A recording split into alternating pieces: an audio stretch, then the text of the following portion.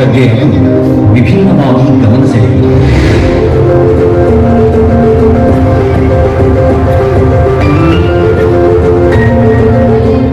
ಹಲವಾರು ವರ್ಷಗಳಿಂದ ಪ್ರಿಯಾಂಕ್ ಖರ್ಗೆ ಅವರು ತಮ್ಮ ಹುಟ್ಟುಹಬ್ಬವನ್ನ ಅದ್ದೂರಿಯಾಗಿ ಆಚರಿಸುವ ಬದಲು ಸಮಾಜದ ಹಿತಕ್ಕಾಗಿ ಮುಡಿಪಿಟ್ಟಿದ್ದಾರೆ.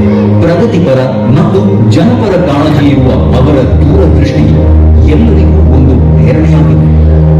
ಪ್ರಿಯಾಂಕ್ ಖರ್ಗೆಯವರ ಆಶಯದಂತೆ ಈ ವರ್ಷ ಕಲ್ಮಣಿ ಕಾರ್ಯಕ್ರಮದ ಮೂಲಕ ಅವರ ಹುಟ್ಟುಹಬ್ಬವನ್ನು ಅರ್ಥಪೂರ್ಣವಾಗಿ ಆಚರಿಸಲಾಗುತ್ತದೆ.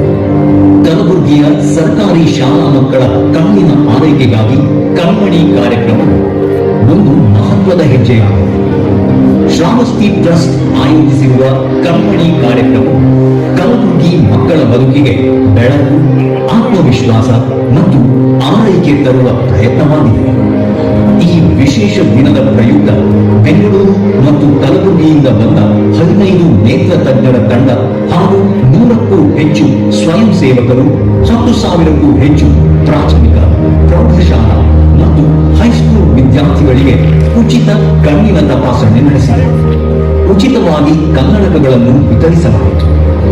ಇಷ್ಟೇ ಅಲ್ಲದೆ 15 ಮಕ್ಕಳಿಗೆ ಹೆಚ್ಚಿನ ಚಿಕಿತ್ಸೆಯ ವ್ಯವಸ್ಥೆಯೂ ಮಾಡಲಾಗಿದೆ. ಕಲ್ಮಣಿ ಕಾರ್ಯಕ್ರಮವನ್ನು ಶ್ರೀ ಪ್ರಿಯಾಂಕ್ ಖರ್ಗೆಯವರ ಹುಟ್ಟುಹಬ್ಬವಾದ ನವೆಂಬರ್ 22ರಂದು ಹಮ್ಮಿಕೊಳ್ಳಲಾಗಿದೆ. ಇದು ಹುಟ್ಟುಹಬ್ಬದ ಆಚರಣೆಯಷ್ಟೇ ಅಲ್ಲ, ಇದು ಜನ ಸೇವೆಯೆಡೆಗೆ ಒಂದು ಸಣ್ಣ ಹೆಜ್ಜೆ.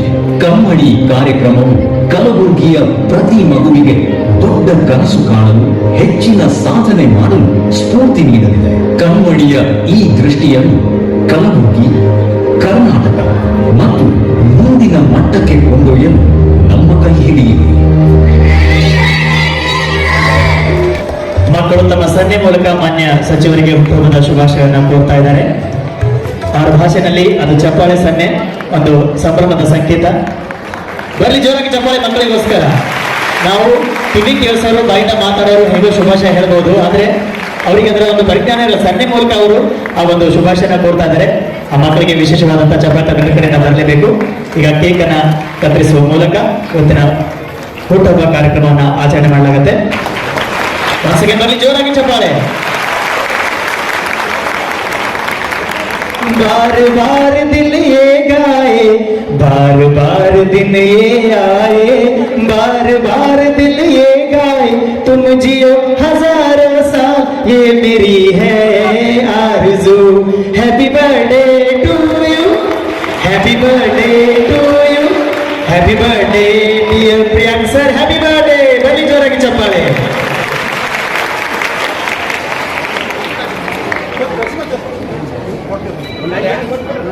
ಏನು ಸ್ಪೆಕ್ಸ್ ಇದೆ, ನಿಮ್ಮ ಟೀಚರ್ಸ್ ಹತ್ರ ಕೊಡ್ತಾರೆ ಬಾಕ್ಸ್, ನಿಮಗೆ ಅವರು ಕ್ಲಾಸಲ್ಲಿ ಡಿಸ್ಟ್ರಿಬ್ಯೂಟ್ ಮಾಡ್ತಾರೆ.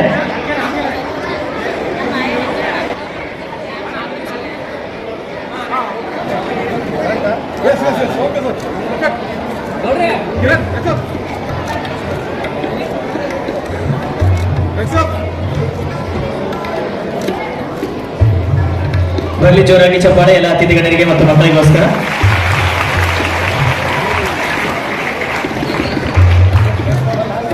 ಕೆಲವು ಮಕ್ಕಳಿಗೆ ಕ್ಲಾಸ್ ರೂಮಲ್ಲಿ ಕೂತಾಗ ಬೋರ್ಡಲ್ಲಿ ಬರ್ತಿರೋದು ಕಾಣಿಸ್ತಾ ಇರಲ್ಲ.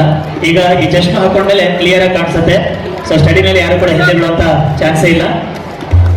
ದುಡ್ಡಿರೋರು ಪೇರೆಂಟ್ಸ್ ಟೆಸ್ಟ್ ಮಾಡಿ ಕಳಿಸ್ತಾ ಇರ್ತಾರೆ. ಕೆಲವರು ಬಡತನ ಫ್ಯಾಮಿಲಿಯಿಂದ ಕೂಡ 22 नवंबर है, जो हमारे नेता, हमारे मेंटर, नौजवानों की दिल की धड़कन श्रीमान प्रियांक खरगे साहब का जन्मदिन है, जो कि आरडीपीआर, आईटीबीटी और गुलबर्गा डिस्ट्रिक्ट इंचार्ज मिनिस्टर और चितापुर एमएलए हैं. उनके बर्थडे के मौके पर आज, जैसा कि मुझसे पहले हमारे डॉक्टर किरण देशमुख साहब ने आपको बताया है, उनके बर्थडे के मौके पर हम आज ये कर्मणी कर एक कार्यक्रम रखे हैं. कर्मणी के नाम से रखा गया है श्रावस्ती ट्रस्ट की जानिब से. ये प्रोग्राम पिछले 5-6 साल से कंटिन्यूअस करते हुए आ रहे हैं, क्योंकि प्रियांक खरगे साहब पिछले 6 साल पहले अपने चाहने वालों को और हमारे पार्टी के लीडर्स को, तमाम लोगों को यह एडवाइस किया था कि आप लोग हजारों की तादाद में बेंगलुरु आते हैं, मुझे हार शॉल बनाते हैं, मुझे गिफ्ट देते हैं, उससे केक कटवाते हैं। ये मुझे बिल्कुल पसंद नहीं है। मैं एक सियासी जीवन में रह रहा हूं, मगर ये बहुत पहले बोलना चाहिए था, मगर बोल नहीं सका।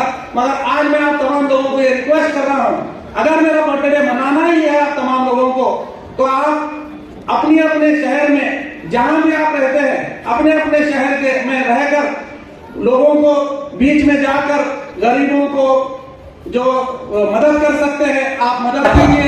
इस बार हम लोगों ने बैठकर ये सोचा कि इस बार कुछ अलग किया जाए। हमारे डॉक्टर किरण देशमुख साहब जो प्रैक्टिसिंग डॉक्टर है, जो हमेशा पेशेंटों के बीच में रहते हैं, खासतौर से इस बार डॉक्टर साहब का खास ये था कि कोविड के बाद बच्चों की आई साइट बहुत कमजोर हो गई है। कोविड में बच्चे 2 साल घर में रहने के बाद ज्यादातर स्क्रीन से, ज्यादातर मोबाइल से, ज्यादातर चीजों से नजदीक से आने से उनकी आई साइट कमजोर हो गई है। तो क्यों ना हम बच्चों को फ्री डिस्ट्रीब्यूशन स्पेक्स दिया जाए।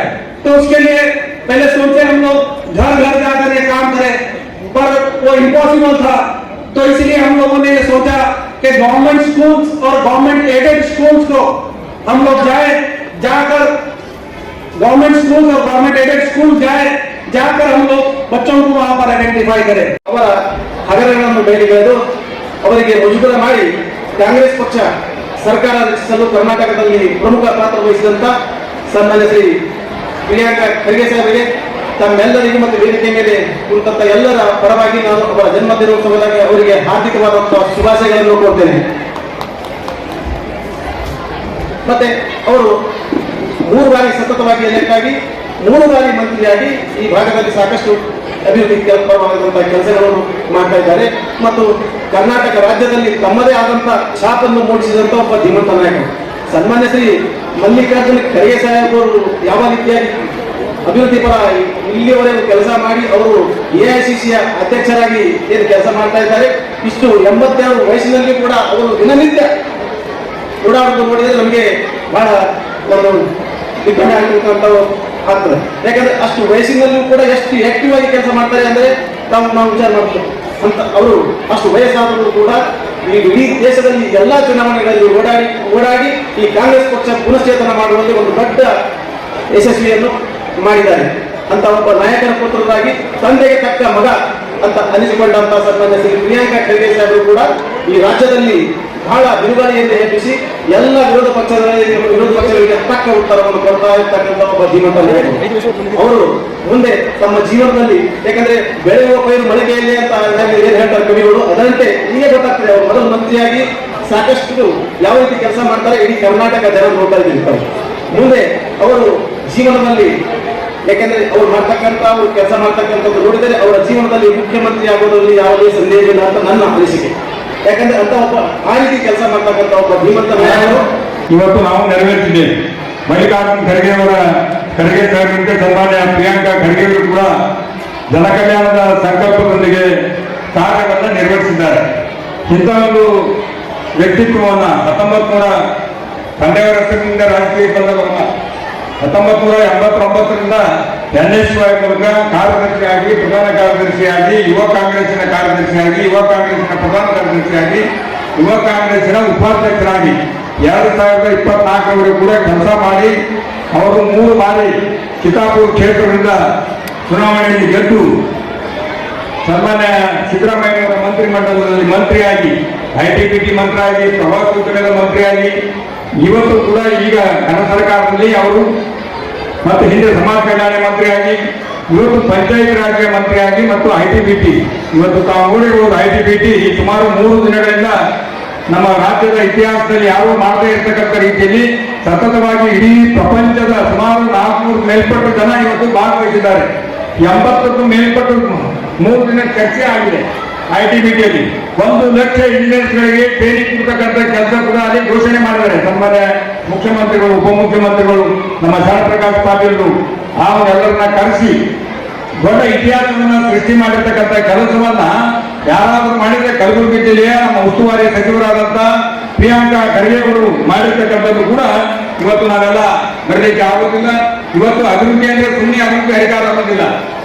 ಇಡೀ ರಾಜ್ಯದ ಇತಿಹಾಸದಲ್ಲಿ ಯಾವ ಒಬ್ಬ ಮಂತ್ರಿನೂ ಕೂಡ ಇವತ್ತು ನಮ್ಮ ವಿರೋಧ ಪಕ್ಷದ ಸರ್ಕಾರಗಳು ಕೂಡ ದೆಹಲಿಯಿಂದ ಸುಮಾರು 189 ತಾಲೂಕುಗಳಿಗೆ ಒಂದೊಂದು ತಾಲೂಕಿಗೆ 40 ಕಿಲೋಮೀಟರ್ ರಸ್ತೆ ಪ್ರಗತಿ ಮತ ಮತ್ತು ಕಲ್ಯಾಣ ಪಥ ಅಂತ ಹೇಳಿ ಈ ಒಂದು ರಸ್ತೆಗಳನ್ನ ತಂದು ಸುಮಾರು 7,000 ಕೋಟಿ ರೂಪಾಯಿಗಳು, ಒಂದಲ್ಲ ಎರಡಲ್ಲ 7,000 ಕೋಟಿ ರೂಪಾಯಿಗಳು ಪ್ರತಿಯೊಂದು ಗ್ರಾಮೀಣ ವಿಧಾನಸಭಾ ಕ್ಷೇತ್ರಗಳ ವ್ಯಾಪ್ತಿಯಲ್ಲಿ 7,110 ಕಿಲೋಮೀಟರ್ ಅಭಿವೃದ್ಧಿಯನ್ನು ಕೈಗೊಂಡಿರ್ತಕ್ಕಂಥದ್ದು ಗ್ರಾಮೀಣ ರಸ್ತೆಗಳ ಅಭಿವೃದ್ಧಿ ಆಗಲಿ ಅಂತ ಹೇಳಿ ಇವತ್ತು ಈಗಾಗಲೇ ಕ್ಯಾಬಿನೆಟ್ನಿಂದ ಪ್ರಸ್ತಾವನೆ ಹೋಗಿ ಕೆಲವೊಂದು ಟೆಂಡರ್ಗಳು ಕೂಡ ಆಗಿವೆ. ಇನ್ನೊಂದು ಕಲ್ಯಾಣ ಪಥ ಅಂತಕ್ಕಂಥದ್ದು ನಮ್ಮ ಕಲ್ಯಾಣ ಕರ್ನಾಟಕದಲ್ಲಿ ಏನು 7 ಜಿಲ್ಲೆಗಳು ಬರ್ತವೆ, ಆ 7 ಜಿಲ್ಲೆಗಳಲ್ಲಿ ಕೂಡ ಅಲ್ಲಿ ಕೂಡ ಗ್ರಾಮೀಣ ರಸ್ತೆ ಆಗ್ಬೇಕಂತ ಹೇಳಿ ಪ್ರತಿಯೊಂದು ತಾಲೂಕಿಗೆ 40 ಕಿಲೋಮೀಟರ್ನಂತೆ ಎಲ್ಲ ಸುಮಾರು 1,000 ಕೋಟಿ ರೂಪಾಯಿಗಳಿಂದ 1,500 ಕಿಲೋಮೀಟರ್ ರಸ್ತೆಗಳು ತೆಗೆದುಕೊಂಡಿರ್ತಕ್ಕಂಥ ಏಕೈಕ ವ್ಯಕ್ತಿ ಇಡೀ ರಾಜ್ಯದ ಇತಿಹಾಸದಲ್ಲಿ ನನ್ನ ಜೀವಮಾನದಲ್ಲಿ ಕೂಡ 50 ವರ್ಷದ ರಾಜಕೀಯದಲ್ಲಿ ಇಷ್ಟೊಂದು ಪ್ರಗತಿ ಆಗಿರ್ತಕ್ಕಂಥ ಕಾರ್ಯವನ್ನು ಮಾಡಿರ್ತಕ್ಕಂಥ ವ್ಯಕ್ತಿ ಯಾರಾದ್ರೂ ಇದ್ರೆ ಅದು ಪ್ರಿಯಾಂಕಾ ಖರ್ಗೆಯವರು. ನಮ್ಮ ಗ್ಯಾರಂಟಿಗಳ ಮಧ್ಯದಲ್ಲಿ ಕೂಡ ಅಭಿವೃದ್ಧಿ ಮಾಡ್ಬೇಕಂತ ಹೇಳಿ ಪ್ರತಿಯೊಬ್ಬ ರೈತರಿಗೂ ಕೂಡ ಒಂದು ಒಳ್ಳೆಯ ರಸ್ತೆ ಸಿಗಬೇಕಂತ ಹೇಳಿ ಗ್ರಾಮೀಣಾಭಿವೃದ್ಧಿ ಮಂತ್ರಿಯಾಗಿ ಈ ಒಂದು ಕೆಲಸವನ್ನ ಮಾಡಿರ್ತಕ್ಕಂಥದ್ದು. ಹಿಂದೆ ಯಾತ್ರಿ ನಿವಾಸಗಳು ಕಟ್ಟಡ ಕೂಡ ಪ್ರತಿಯೊಂದು ಮಠಗಳ ಮಾನ್ಯಗಳಿಗೂ ಕೂಡ ಯಾತ್ರಿ ನಿವಾಸ ಕೊಟ್ಟಿರ್ತಕ್ಕಂಥದ್ದು. ಪ್ರತಿಯೊಂದು ಏನಪ್ಪ ಅಂದ್ರೆ ಹಾಸ್ಟೆಲ್ ಬಿಲ್ಡಿಂಗ್ಗಳು ಇವತ್ತು ಗುಲ್ಬರ್ಗದ ಇತಿಹಾಸದಲ್ಲಿ ಕಾಂಗ್ರೆಸ್ ಪಕ್ಷದ ಪಕ್ಕದಲ್ಲಿ ಇರ್ತಕ್ಕಂಥ ಹಾಸ್ಟೆಲ್ ಆಗಿರ್ಬೋದು, ಅಲ್ಲಿ ನಮ್ಮ ರಾಜಾಪುರದಲ್ಲಿ ಹಾಸ್ಟೆಲ್ ಆಗಿರ್ಬೋದು, ಮೌಲಾದ್ನಲ್ಲಿ ಹಾಸ್ಟೆಲ್ ದೊಡ್ಡ ದೊಡ್ಡ ಹಾಸ್ಟೆಲ್ಗಳನ್ನ ಕಟ್ಟಿರ್ತಕ್ಕಂಥ. ನಾನು ಯಾಕೆ ಹೇಳ್ತೀನಿ, ಸಮಯ ಬಹಳ ಆಗಿದೆ, ಸ್ವಲ್ಪ ಸಮಯದಲ್ಲಿ ಮುಗಿಸ್ತೇನೆ. ಇನ್ನು PSI ಹಗರಣ ಕೂಡ ರಾಜ್ಯದ ಇತಿಹಾಸದಲ್ಲಿ ಎತ್ತಿ ವಿರೋಧ ಪಕ್ಷದವರಿಗೆ ನೀತಿಗಿರ್ತಕ್ಕಂಥ ರೀತಿಯಲ್ಲಿ ಸುಮಾರು ಕೆಲಸ ಮಾಡಿರ್ತಕ್ಕಂಥ ಏಕೈಕ ವ್ಯಕ್ತಿ. ಸುಮಾರು ನಮ್ಮ ಇವತ್ತು ಏನು ನಮ್ಮ ಸೌತ್ನ 230 ಕಾಲೇಜಿನಲ್ಲಿ ಸುಮಾರು 4,300 ಸ್ಟೂಡೆಂಟ್ಸ್ಗಳಿಗೆ ತೊಂದರೆ ಚೆಕ್ಅಪ್ ಮಾಡಿದ್ದಾರೆ. ಇವತ್ತು ನಮ್ಮ ಎಲ್ಲ ಆಯೋಜಕರಿಗೆ ಅಭಿನಂದನೆಗಳನ್ನು ಸಲ್ಲಿಸ್ತೇನೆ. ನಮ್ಮ ದಕ್ಷಿಣ ಮತ ಕ್ಷೇತ್ರದ ಎಲ್ಲ ಜನತೆಯ ಪರವಾಗಿ ನಮ್ಮ ಭಾಗಕ್ಕೆ ಇಷ್ಟೊಂದು ಅವಕಾಶ ಸಿಕ್ಕಿದ್ದಕ್ಕಾಗಿ ನಮಗೆ ಅಭಿನಂದನೆ ಸಲ್ಲಿಸ್ತೇನೆ. ಇನ್ನೊಂದು ಸೋಷಿಯಲ್ ವೆಲ್ಫೇರ್ ಡಿಪಾರ್ಟ್ಮೆಂಟ್ ಕೈಯಲ್ಲಿದ್ದಾಗ ಇಡೀ ಹಣವನ್ನ ಸೋಷಿಯಲ್ ವೆಲ್ಫೇರ್ ಡಿಪಾರ್ಟ್ಮೆಂಟ್ ಒಂದು ತಾಲೂಕಿಗೆ ಜಿಲ್ಲೆಗೆ ಅಭಿವೃದ್ಧಿಗಾಗಿ ಕೊಟ್ಟಿರ್ತಕ್ಕಂಥ ಹಣವನ್ನ ಲ್ಯಾಪ್ಸೇಬಲ್ ಆಗಬಾರ್ದು, ಕೊನೆವರೆಗೂ ಕೂಡ ಎಲ್ಲ ಬೆನಿಫಿಷರಿಗೆ ಅದರ ಉಪಯೋಗ ಆಗ್ತದೆ ಅಂತ ಹೇಳಿ ಮಾಡಿರ್ತಕ್ಕಂಥದ್ದು ಇತಿಹಾಸ ಇದೆ. ITBT ನಮೂನೆ ಮತ್ತು ಇವತ್ತು ನಮ್ಮ ಸಾಂಸ್ಕೃತಿಕ ನಾಯಕ ಬಸವಣ್ಣವರ ಬಗ್ಗೆ ಧ್ವನಿ ಎತ್ತಿರ್ತಕ್ಕಂಥದ್ದು, ಮುಖ್ಯಮಂತ್ರಿಗಳ ಬಗ್ಗೆ ಧ್ವನಿ ಎತ್ತಿ ಸಾಂಸ್ಕೃತಿಕ ನಾಯಕ ಅಂತ ಹೇಳಿ ಘೋಷಣೆ ಮಾಡಿರ್ತಕ್ಕಂಥ ವ್ಯಕ್ತಿ ಯಾರಾದ್ರೂ ಇದ್ರೆ ಅದು ಪ್ರಿಯಾಂಕಾ ಖರ್ಗೆಜಿಯವರು ಅಂತ ಹೇಳಿ ನಾವೆಲ್ಲ ಬಹಳ ಹೇಗೆ ಇವತ್ತು ಸಾರ್ವತ್ರಿಕವಾಗಿ ಯಾರು ಮಾಡೋದಿಲ್ಲ. ಆದರೆ ಹುಟ್ಟು ಹಬ್ಬ ವಿಶೇಷವಾಗಿ ಮಾಡ್ತಕ್ಕಂಥ ಏನು ಸಮುದಾಯ ಇದೆ ಅದು ಇವತ್ತಿನ ದಿವಸ ನಮ್ಮೆಲ್ಲರಿಗೆ ಒಂದು ಮಾರ್ಗದರ್ಶನ ಮಾಡುವಂತ ಒಂದು ಈ ಹುಟ್ಟುಹಬ್ಬದ ಸಂದೇಶ ಅಂತ ಹೇಳಿ ನಾನು ಭಾವಿಸ್ಕೊಂಡಿದ್ದೇನೆ. ಯಾಕಂದ್ರೆ ಇವತ್ತು ಪ್ರಿಯಾಂಕಾ ಖರ್ಗೆ ಅವರು ಒಬ್ಬ ರಾಷ್ಟ್ರೀಯ ಅಧ್ಯಕ್ಷ, ನಮ್ಮ ಈ ನಾಡಿನ ಈ ದೇಶದ ಚುಕ್ಕಾಣಿ ಹಿಡಿದಂತ ಏನು ಕಾಂಗ್ರೆಸ್ ಪಕ್ಷದ ಚುಕ್ಕಾಣಿ ಹಿಡಿದಂತ ಡಾಕ್ಟರ್ ಮಲ್ಲಿಕಾರ್ಜುನ ಖರ್ಗೆ ಅವರ ಸುಪುತ್ರರಾಗಿ ಇವತ್ತ ಈ ಹುಟ್ಟುಹಬ್ಬದ ಏನು ಆಚರಣೆಯನ್ನ ಮಾಡಿಕೊಡ್ತಾರೆ ಅನ್ನೋದು ಅದು ಮುಖ್ಯ ಅಲ್ಲ. ಅವರ ಹೆಸರು ತಂದೆ ತಕ್ಕಂತೆ ಮಗನಾಗಿ ಇವತ್ತು ಕೆಲಸ ಮಾಡ್ತಾ ಇರೋದು ನಾವು ಬಹಳ ಮೆಚ್ಚುಗೆಯಿಂದ ಹೇಳ್ಬೇಕಾಗ್ತದೆ. ಯಾಕಂದ್ರೆ ಎಷ್ಟೋ ಜನ ತಂದೆಯವರ ಹೆಸರ ಮೇಲೆ ಬೆಳೆದಿರ್ತಾರೆ, ಆದ್ರೆ ಪ್ರಿಯಾಂಕಾ ಖರ್ಗೆ ಅವರು ತಮ್ಮ ಶ್ರಮದಿಂದ ಬೆಳೆದಂತ ಒಬ್ಬ ಯುವ ಮುಖಂಡ ಇವತ್ತು ನಮ್ಮ ಕಲಬುರಗಿ ನಾಡಿನಲ್ಲಿ ಹುಟ್ಟಿದ್ದು ನಮಗೆ ಬಹಳ ಸಂತೋಷದ ಸಂಗತಿಯಾಗಿದೆ.